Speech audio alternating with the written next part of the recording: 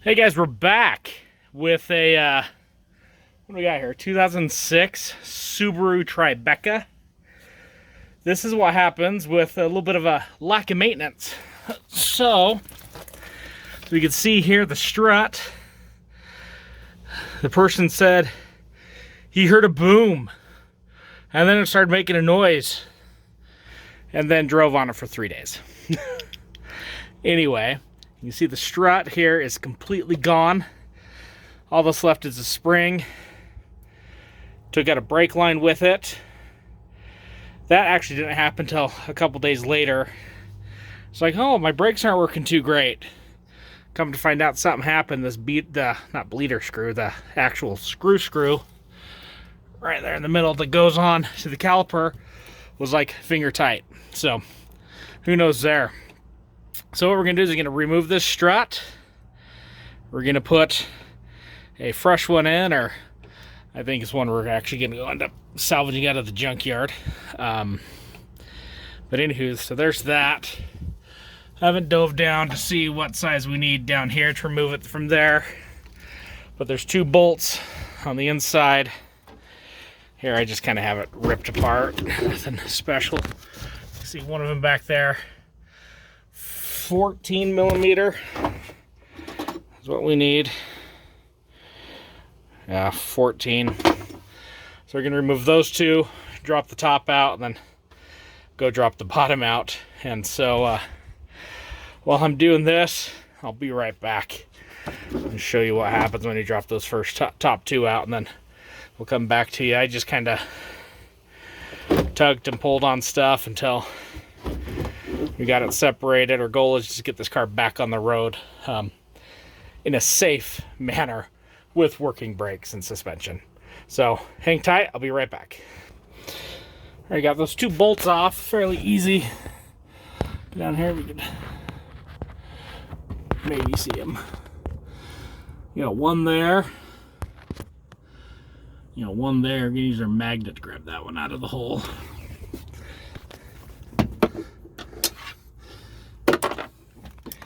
And then out here, so now we're loose up here. This thing is still under some tension, so we got to be careful. Let's go get something. We'll loosen that bottom one up. Those guys right there, and see what we can do.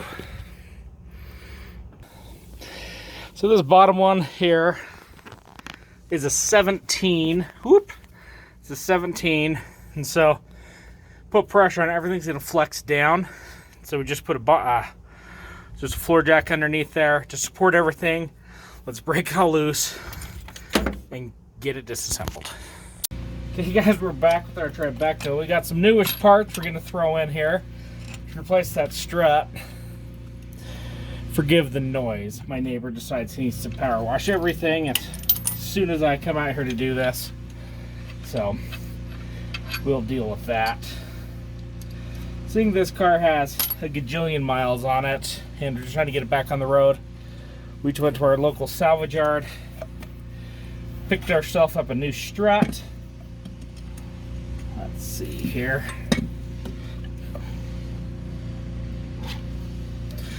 And we're gonna see if we can finagle it in here without having to go crazy on everything.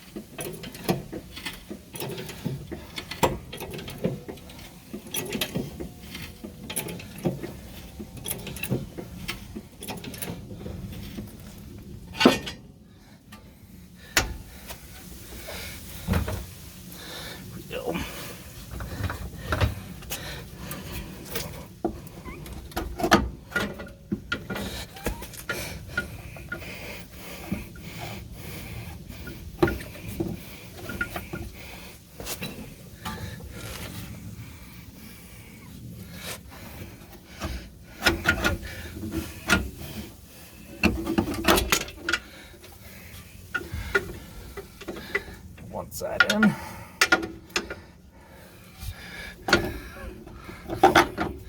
There we go. Got both sides up and in.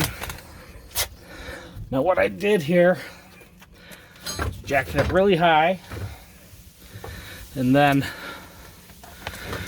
I put a pry bar just here at the bottom in the control arm, stepped on it, and slid this guy into position.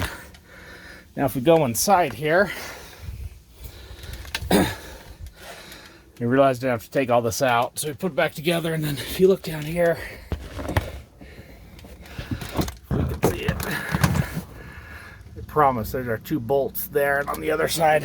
So what I'm gonna do is I'm gonna go ahead and get those in place, and we'll come back to the strut here on the outside and button it up. Okay, so we got that top part bolted in. Now it's time for the bottom. That took some persuading in there. Just knock that all the way through to the other side. We've got it in. So really, realistically, to replace struts on the back of a Subaru Tribeca, well, this is an 06 Subaru Tribeca, it's literally 3 bolts. One here, through the access flap inside, and then this guy right here. So anyway, I'm just going to leave it at that, guys. Remember, do your vehicle checks. Make sure everything's safe before you're on the road. And if you like what you saw, give us that thumbs up, smash that subscribe button, and we will see you next time.